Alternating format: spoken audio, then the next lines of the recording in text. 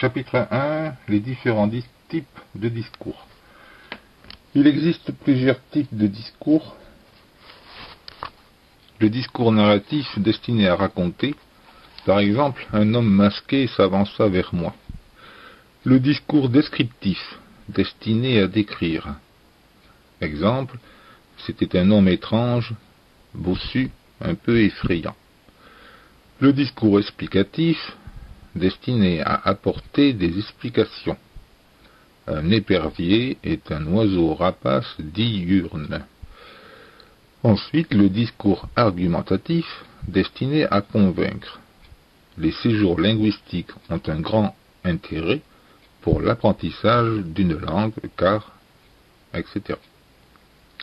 Ces différents discours peuvent être combinés dans un même texte. Il est parfois utile de décrire pour raconter ou expliquer pour argumenter. L'homme bouscula Paul. C'était un homme de grande taille, de large carrure, ce qui est une description. Paul tomba de tout son long, la suite du récit. Autre exemple. La boussole est un instrument qui a révolutionné la navigation. C'est un appareil composé d'un cadran au centre duquel est fixée une aiguille aimantée mobile dont la pointe marque la direction du nord. Pour appuyer l'affirmation « la boussole est un instrument qui a révolutionné la navigation », il est nécessaire d'expliquer ce qu'est une boussole. Ceci est une définition extraite du dictionnaire Le Petit Robert. De même, pour étayer une argumentation sur les dangers du nucléaire, il est nécessaire de présenter des explications scientifiques.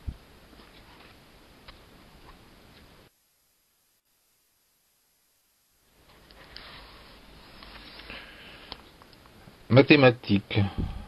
Chapitre 1. Calcul avec deux nombres décimaux. Rappel.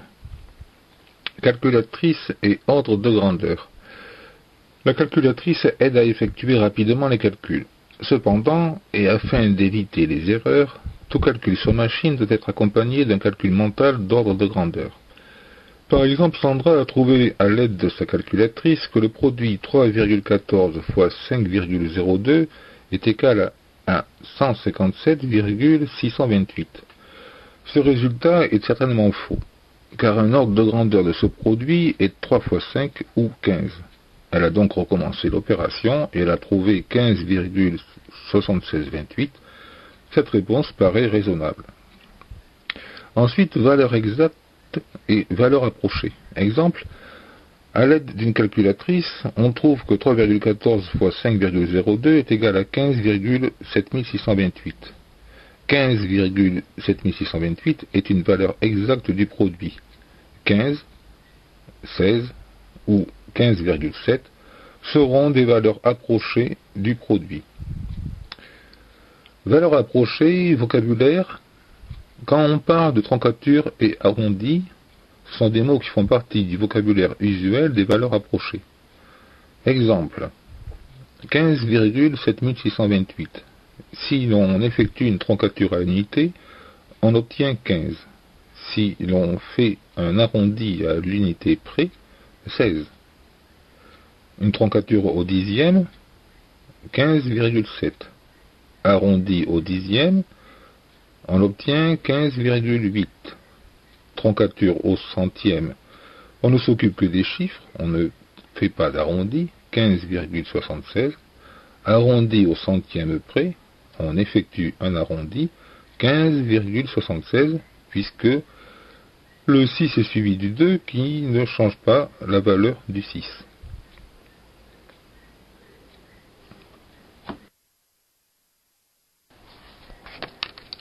Si l'on veut additionner deux nombres relatifs, cela revient à examiner les signes des deux nombres, puis à additionner ou à soustraire. Cas de deux nombres de même signe, cela revient à additionner. Par exemple, on a plus 5 plus 7, ce qui fera plus 12. Puis on peut avoir moins 8 plus moins 6, ce qui fera moins 14. Si par contre on a des nombres de signes contraires, cela reviendra à soustraire. Exemple, plus 5 plus moins 9 sera égal à moins 4, et plus 5 plus moins 5 sera égal à plus 2. Si l'on veut soustraire un nombre relatif, cela revient à ajouter son opposé. Par exemple, on a plus 10 moins plus 4, ce qui va faire plus 10 plus moins 4, ce qui sera égal à plus 6. Et si on a plus 10 moins moins 6, ce sera égal à plus 10 plus plus 6, ce qui sera égal à plus 16.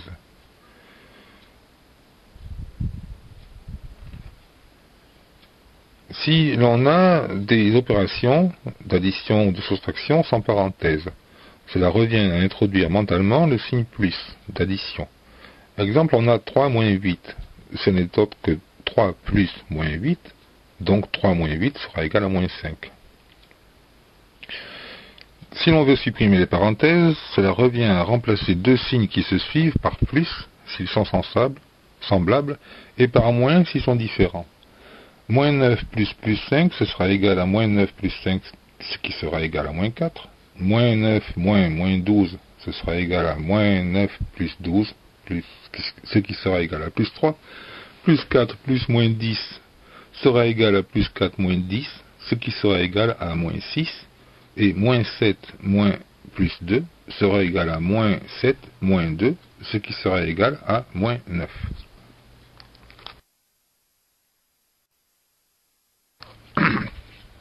Physique. Chapitre 1. L'air qui nous entoure.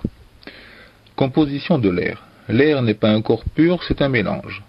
L'air est constitué essentiellement de diazote et de dioxygène qui sont des corps purs.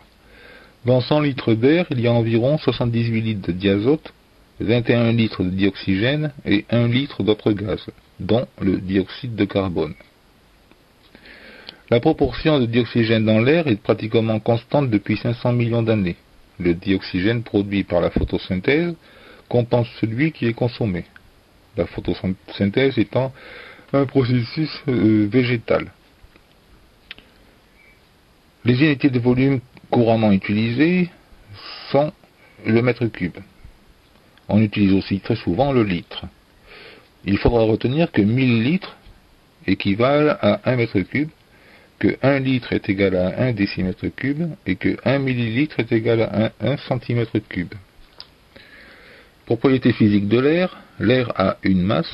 La masse d'un litre d'air à 25 degrés est de 1,3 g. L'air est compressible et expansible.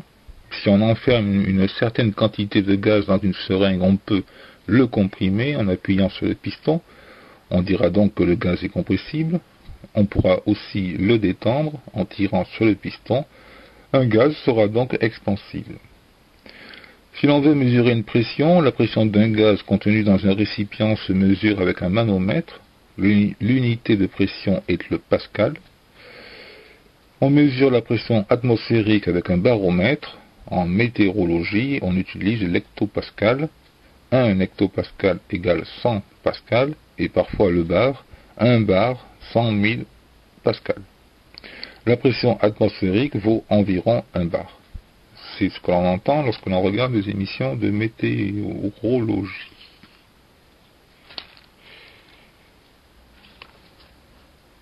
Si l'on observe des molécules qui constituent l'air ou tout autre gaz, elles sont très éloignées les unes des autres et elles sont animées de mouvements désordonnés.